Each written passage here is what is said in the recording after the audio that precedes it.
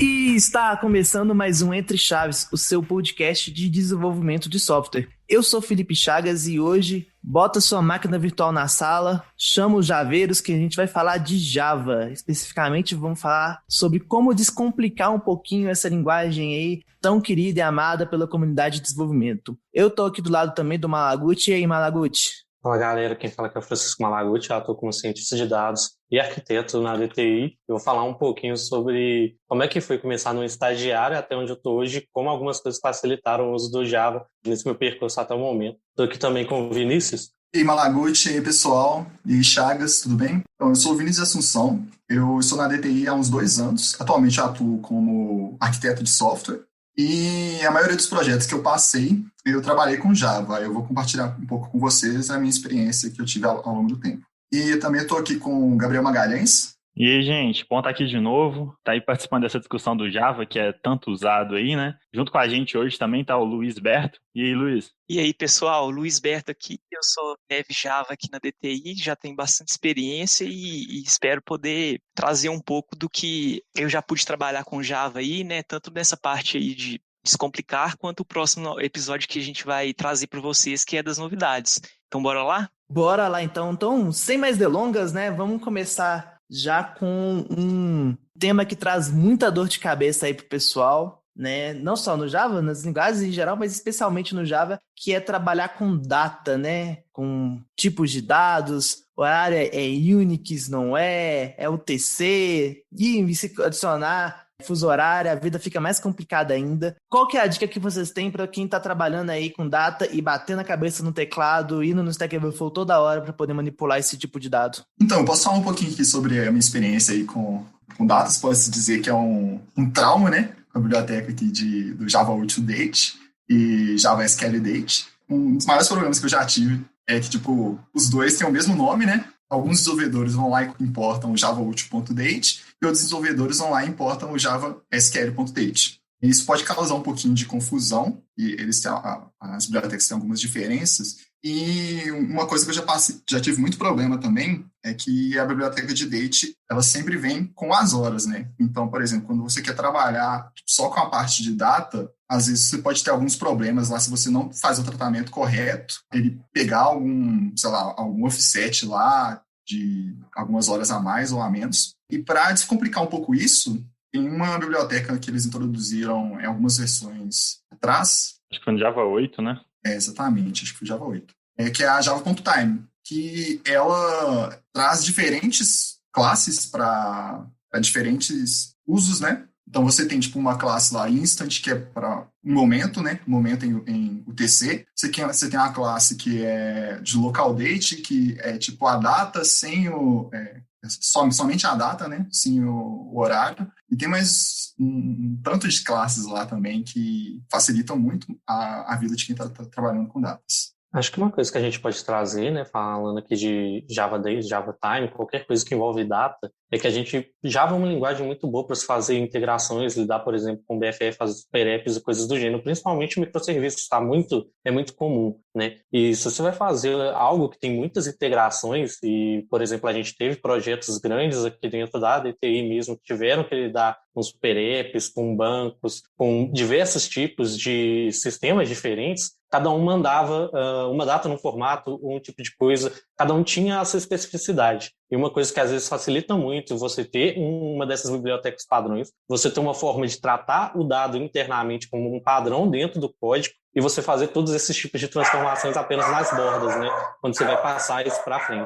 Sim, isso é muito bom. Até mesmo a questão, pegando a própria biblioteca que o Vinícius citou, de às vezes a gente só quer a data, então você pode usar só o local date, você não precisa ficar pegando a data com hora e tratando nada do tipo. Às vezes você quer só o tempo, pode usar a própria, acho que é local time também. E a vantagem é que essas local time, local date, elas já vêm sem time zone. Então, assim, não, mas eu quero usar time zone? Tem também. Você pode usar a zone date time, pode usar date time que é completa, você pode usar tudo isso. Isso facilita demais mesmo na hora de você trafegar esse dado entre diferentes aplicações. Além disso, tem alguns cuidados, né? Você falou do date, da questão do time zone. Eu já perdi as contas de quantas vezes eu estava usando algum tipo de sistema que eu conseguia ver no portal, ver na tela, ver em vários lugares, tipo assim, a hora correta. mas era engraçado porque se você fizesse alguma ação, por exemplo, dependendo do horário, ela já estava no outro dia, ou então no dia anterior, por causa do time zone. Claramente, quem foi fazer quando você faz a ação, ela utiliza o valor sem o time zone, mas quando ele vai mostrar, ele trata esse tipo de coisa. Então precisa também ter esse tipo de cuidado em todas as integrações que você vai fazer, e não só quando você vai mostrar isso em alguma tela ou algo do tipo. Toda integração precisa desse tipo de coisa. Falando em time zone, nem tava na pauta aqui, pegar vocês talvez de surpresa aí, mas qual que é a dica que vocês têm para quem precisa trabalhar com internacionalização dentro do Java? Tem alguma biblioteca, o nativo da conta? Qual que seriam as boas práticas aí nesse assunto com Java? Cara, nessa própria biblioteca do Java Time, ela, falando de tempo, né, de datas, ela possui a classe Zoned Date Time, que ela permite você escolher time zones do mundo inteiro, né? Então, por exemplo, você poderia encapsular isso numa factory própria, por exemplo, e de acordo com sua lógica de negócio, né, com a localização do usuário, por exemplo, delegar isso para a Zoned Date Time da hora que o usuário tem que ver. Então, acho que isso é super bacana, né? Para quem já mexeu com essa biblioteca, vai saber do que eu estou falando, e ela é super ergonômica de se trabalhar, assim, comparado com Java Time, ela é muito tranquila de se trabalhar, realmente ela não abre muita margem.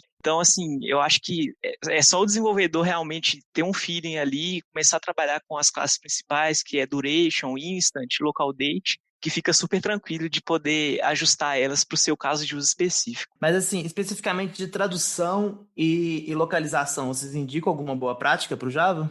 Aí no tratamento até das strings e dos retornos de texto. Se você usar igual o Luiz falou, né? Se você usar o tipo correto, você consegue, dependendo de onde está o sistema, para onde você está expondo, já fazer todas as conversões de zoneamento já tipo, de forma bem tranquila. A questão seria exatamente essa questão de você ter muitos tipos ali dentro, você usar o tipo que faz mais sentido. Não vai valer a pena você usar o Zoned Date Time se você não vai lidar com dados que vão ter que ter esse tipo de tratamento. Mas se você for usar, utilize ele está lá exatamente para isso. Você consegue, dependendo de onde você for expor, dependendo de algumas coisas, você consegue pegar do environment ou coisa do gênero, né? Se você for produtizar isso em portais diferentes ou coisas diferentes, até em clientes diferentes, você consegue puxar isso de alguma forma e fazer a tratativa já no formato que você quer. Então você vai ter ali o time zone e você já consegue dinamicamente fazer essas transformadas. Com certeza. Puxando que o Malagotti falou, o próprio Spring, né, já puxando a discussão um pouco do Spring, ele é muito bom com essa parte de gestão de configuração. Então, assim, ele tem como você configurar vários profiles, vários tenants, né? E, por exemplo, você pode usar uma feature dele que é o Message Provider, que aí eu acho que se encaixa bastante nesse assunto que você puxou, Chagas, que você consegue definir um Message Provider para cada linguagem, por exemplo, e com base nisso você, com o setup ali de ambiente, consegue fazer o dispatch correto para cada tipo de usuário que está acessando ali sua aplicação. Bom demais. Mudando um pouquinho de assunto, vamos aí para uma questão, né? Sempre que a gente fala de linguagem, tem todas as discussões sobre IDEs e editores de texto.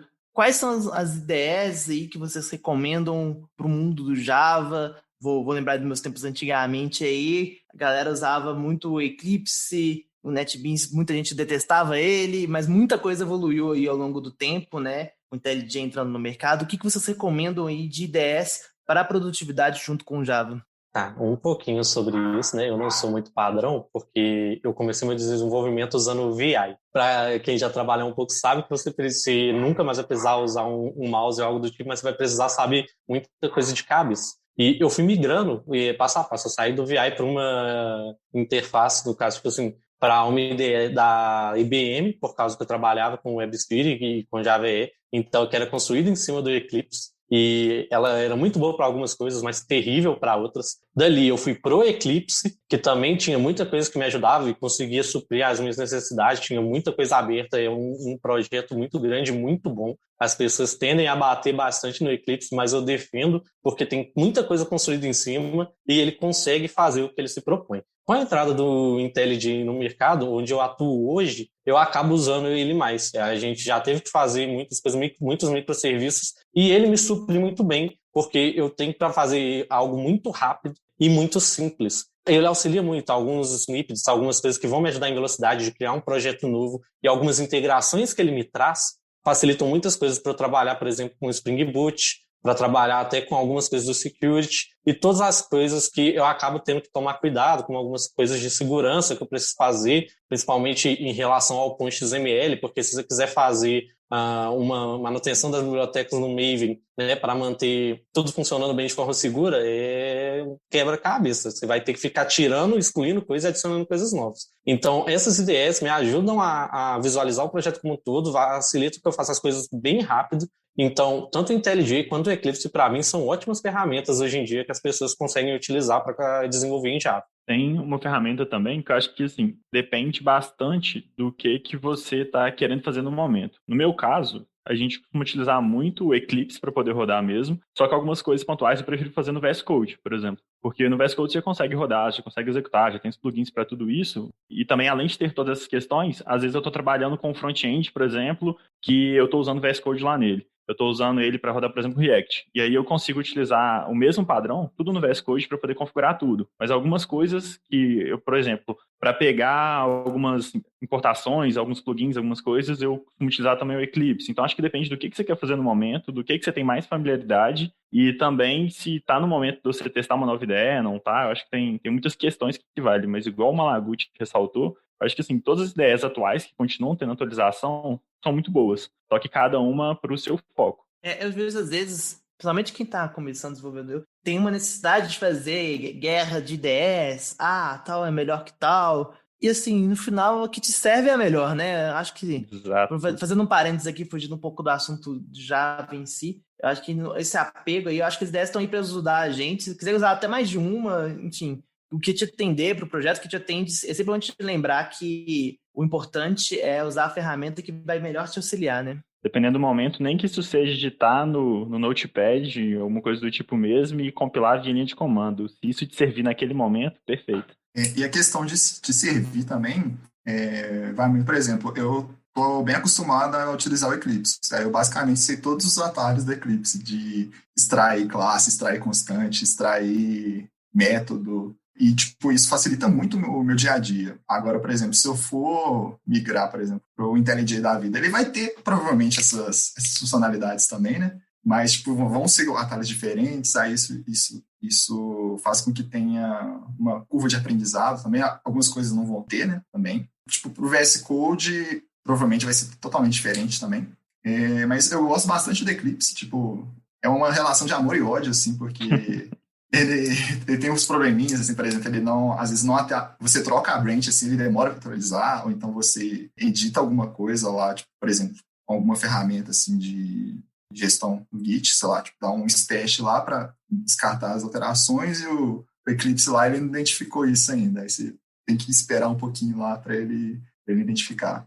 Mas tirando isso, ajuda muito assim, no meu dia a dia. É isso que vocês já falaram, né? Tipo, depende muito do seu uso, assim, do que você quer fazer. A utilização em si, ela acaba sendo o que, tipo assim, muitas dessas ideias você consegue trocar elas, digamos, a seu bel prazer, né? O próprio Eclipse e o IntelliJ, você consegue trocar entre os dois e escolher qual é a combinação de atalhos, né, que você vai utilizar. Você consegue colocar os atalhos do Eclipse no IntelliJ e vice-versa. Eles já esperam esse tipo de mudança, só que, óbvio, eles vão defender que vocês utilizam o padrão deles, até porque tem uma série de motivos, né? É o que eles acreditam ser melhor, é o que vai te manter usando aquela ferramenta e tudo mais. Tem muito, como eu falei agora, tem algumas que você consegue trocar, outras nem tanto. E assim como linguagem de programação, né? A gente está falando aqui de Java, a IDE não é uma bala de prata, que você vai chegar, colocar uma que vai resolver todos os seus problemas. Elas têm nuances, elas têm diferenças. Então você vai ter que olhar, caso a caso, olhar para o seu caso, não, isso funciona para mim, isso não funciona. Como eu falei, tipo, eu trabalhava com WebSphere, eu tinha que usar... eu até esqueci o nome da IDE, eu já trabalhei com 2 IDEs da IBM, exatamente porque tinha coisas que só elas iam ter acessos, né? Então a gente acabava tendo que usar esse tipo de coisa, mas que em si não era um problema para aquela situação, ela era melhor, mas que hoje, por exemplo, para o que eu uso, eu não voltaria a usar ela, sabe? Eu prefiro muito mais o IntelliJ, eu prefiro muito mais o próprio Eclipse mesmo, mais porque eu consigo controlar melhor o que eu estou fazendo e que eu consigo moldar ele ao meu uso. Acaba sendo um gosto muito pessoal mesmo, né? O que você consegue fazer, você como pessoa, como desenvolvedor, como arquiteto e tudo mais, qual o seu uso para aquela ideia. Só pegando uma questão que o Vinícius também comentou, dos atalhos, gente, eu acho que vale lembrar também que se você está muito acostumado com alguns atalhos, algumas coisas do tipo, se você trocou ideia, a maioria das ideias permite a configuração dos atalhos da forma que você preferir também. Então, às vezes, eu preciso trabalhar nessa outra ideia, igual o Malaguti citou, e o atalho dela não é um atalho que eu estou acostumado. Até você conseguir adaptar alguma coisa do tipo, você consegue alterar esse atalho